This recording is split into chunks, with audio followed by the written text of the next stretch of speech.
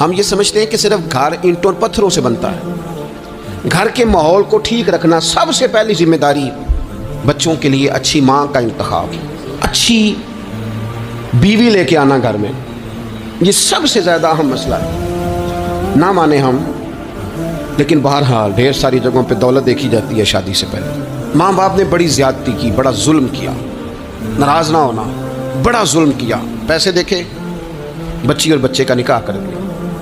یہ اتنا بڑا زندگی میں آپ نے اپنی اولاد کے ساتھ ظلم کیا ہے کہ آپ تو سائیڈ پہ ہو جائیں گے، لیکن وہ بیچارہ ساری زندگی اس کو بھگتے گا۔ نبی پاک صلی اللہ تعالیٰ علیہ وسلم نے الفاظ کو کھول کر بات کو واضح کر کے بتایا تھا۔ ایک تو ہوتا ہے نا کہ آپ کو کسی تشریح میں جانا پڑے، حضور نے بالکل کھول کے فرمایا کہ عورتوں سے محض ان کی خوبصورتی کی وجہ سے شادی نہ کرنا، اس لیے کہ خوبصورتی ان کو ہلاکت میں ڈال دے گی، اور فرمایا محض ان کے مال کی وجہ سے شادی نہ کرنا، مال ان کو سرکش بنا دے گا۔ یا رسول اللہ صلی اللہ تعالی علیہ وسلم پھر کیا کرے؟ تو محبوب فرمانے لگے ان کی دینداری کی وجہ سے ان سے شادی کرنا۔ اور یہ ابن ماجہ میں لفظ موجود ہیں، اللہ کے محبوب علیہ الصلوۃ والسلام فرمانے لگے کان میں سوراخ والی کالے رنگ کی باندی اگر دیندار ہو تو تمہارے لیے بڑی بہتر ہے۔ باندی ہو، رنگ سیاہ ہو، کان میں سوراخ، اس سے نکاح کر لینا، شرط یہ ہے کہ دیندار ہو۔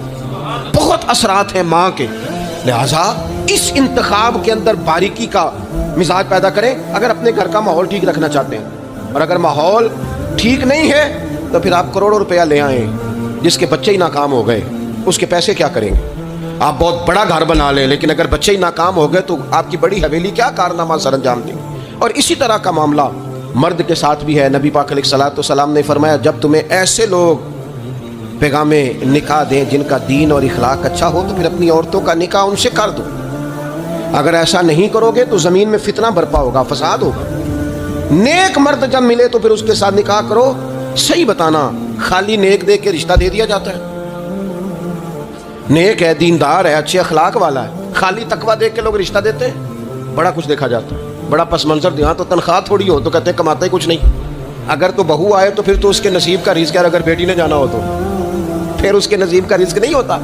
تو جن رشتوں کی بنیاد لالچ پر رکھی جاتی ہے وہاں گھر کا ماحول درست رکھنا ممکن نہیں رہتا۔ گھر کا ماحول اس وقت درست رہتا ہے جب تقویٰ کو، طہارت کو، پرہیزگاری کو، عمدہ اخلاق کو، عمدہ اطوار کو، اچھے نظریات، ستھرے مزاج، گھرداری کے ماحول کو جب پیش نظر رکھا جاتا ہے پھر حالات کچھ اور طرح کے ہوتے ہیں۔